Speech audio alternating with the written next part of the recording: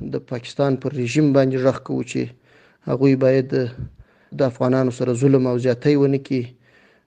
د هغوی شخصي مالونه ورڅخه وانخلي، د هغوی ملکیتونه ضبط نه کړي، چې دا په هیڅ قانون کې، په هیڅ اصولو کې دوی نشي کولای، او د دې به پوښتنه کیږي، او د دې به موږ په ټول توان سره کوشش کوو مخه به نیسو، او په هیڅ صورت به ان شاء الله اجازه نه ورکوو چې څوک زموږ د افغان ورونو شخصي ملکیتونه ضبط کړي، ورڅخه وګرځوي، ورڅخه غلا کړي. د دې سره سره په نورو برخو کې، په لارو کې او د راتګ په وخت کې پر دروازو باندې ډیر ظلم ورسره روان دي، چې باید ژر تر ژره دا ظلم ودرول شي. نړیوال متوجه کوو، ملګري ملتونه، خیریه بنسټونه او مؤسسات، اسلامي کنفرانس، ټول باید پر پاکستان باندې غږ وکړي چې دغه حالت چې د مهاجرینو سره روان دي دا پای ته ورسوي. که چیرې مهاجرین خپل هیواد ته ستنوي هم، هغوی باید په ښه باعزته طریقه باندې هیواد ته راستانه شي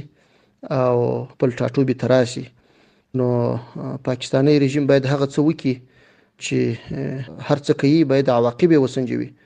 او دومره وکړي چې بیا د ریبلو توان لري، چې دغه اوسنی حالت چې روان دی دا به د دواړو هیوادونو ترمنځ اړیکې ډېرې ترینګلې کړي، حالت به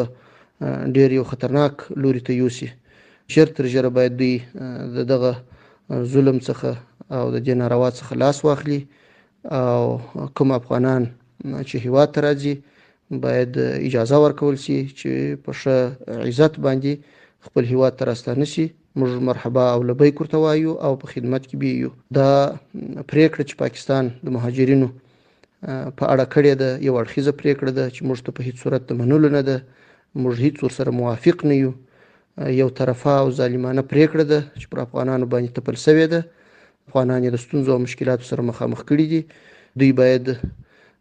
د دې شان عواقب وسنجوي او داسې کار ونه کړي چې هغه